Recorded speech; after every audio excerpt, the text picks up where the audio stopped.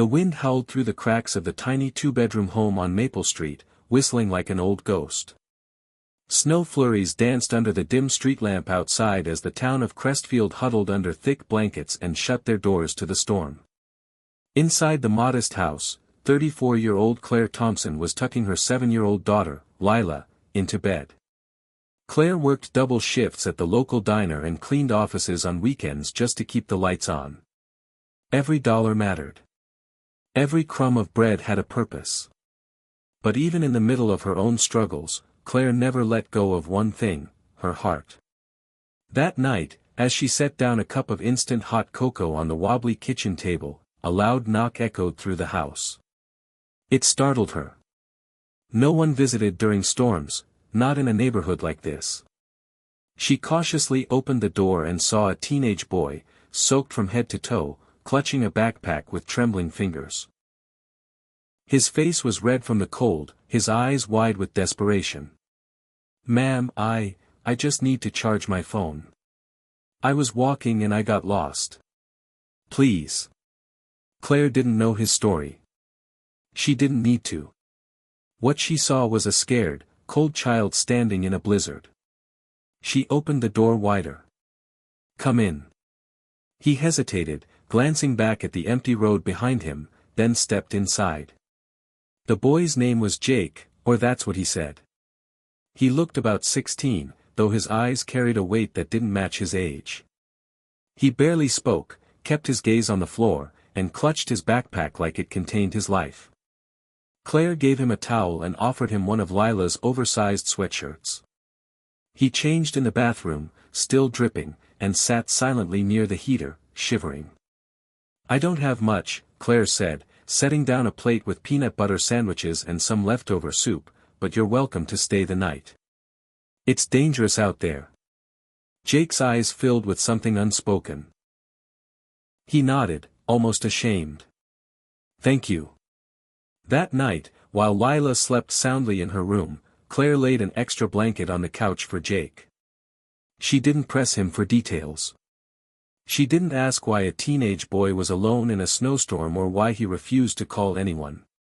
But as she watched him sleep, so still, so fragile, she felt the ache in her chest deepen. Something about the boy didn't add up. Still, she let it be. The next morning, Jake was already awake. He had folded the blanket neatly and was attempting to fix the loose hinge on a kitchen cabinet with nothing but a butter knife. Claire smiled faintly. "That's been broken for months." "I noticed," Jake muttered. "I like fixing things." He asked if he could shovel the snow outside before he left. Claire told him it wasn't necessary. But Jake insisted. He worked quietly for over an hour, clearing her driveway and even helping an elderly neighbor across the street. Then he came back inside, picked up his backpack, and said, "Thank you, for everything. I won't forget it." "Wait," Claire called out, walking him to the door. "Where are you going?" Jake glanced away. "Just, figuring it out." Claire hesitated, then reached into her purse and handed him the last $20 bill she had tucked away for emergencies. "It's not much, but, get yourself something warm to eat, okay?" He stared at the bill like it was made of gold. "Why would you do that? You don't even know me." Claire just smiled, her eyes warm. "Because once, someone helped me when I had nothing. Kindness is the only thing that ever saved me." Jake didn't say another word. He just nodded, slowly, and walked out into the melting snow. 2 weeks passed. The snow began to thaw. Life moved on. Claire returned to her routines. Scrubbing floors. Serving coffee to grumpy patrons. Taking Lila to school in a car that rattled every time it turned left. She thought about Jake sometimes. Wondered where he ended up, if he was safe. Then one afternoon, as she returned from her shift, she noticed something odd. There was a brand new silver SUV parked outside her home. Next to it stood a man in an expensive coat and dark sunglasses. Claire's heart jumped. The man walked toward her, smiling politely. Are you Claire Thompson? She nodded cautiously. I'm Stephen Hart. I'm the personal assistant to Mr. William Hart, CEO of Hart Enterprises. Claire blinked. I don't understand. The man handed her an envelope. 2 weeks ago, you gave shelter to a young man. He goes by Jake. His real name is Jacob William Hart. Her stomach dropped. Jake, is your boss's son? Stephen nodded. He ran away after a heated argument with his father. He wanted to prove he could live without the privilege he was born into. Most people turned him away. But you took him in. Claire stood frozen, eyes wide. Stephen smiled. He wanted to return the kindness. He motioned toward the SUV, and 2 more suited men approached, carrying boxes and bags. What's happening? Stephen opened the envelope.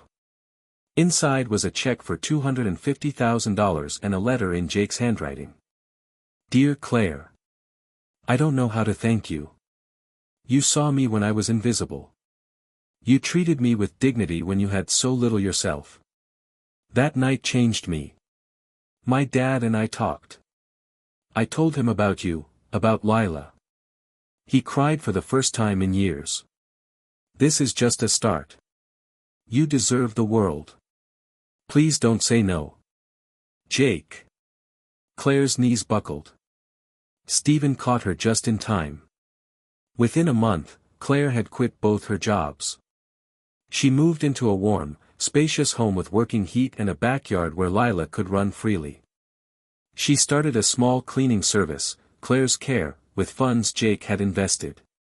She hired other struggling single moms and offered flexible schedules and decent wages. Jake visited often. He played board games with Lila and helped paint her bedroom walls yellow. He fixed the cabinet hinge again, this time properly. And Claire, for the first time in years, laughed from her belly. One evening, Claire sat across from Jake on the porch. The sun was setting in hues of tangerine and rose. You know, she said quietly, you didn't have to do any of this. Jake looked at her, his voice low. Neither did you. But you did anyway. Claire's eyes welled with tears. Why? Jake smiled. Because kindness is the only thing that ever saved me too. In a world that too often turns away, one night of kindness can ripple into a lifetime of change. Claire didn't know who Jake was. She didn't ask. She simply opened her door, her heart, and her home. And that simple act rewrote both their stories. Because sometimes, the smallest light in the darkest storm is enough to guide someone home.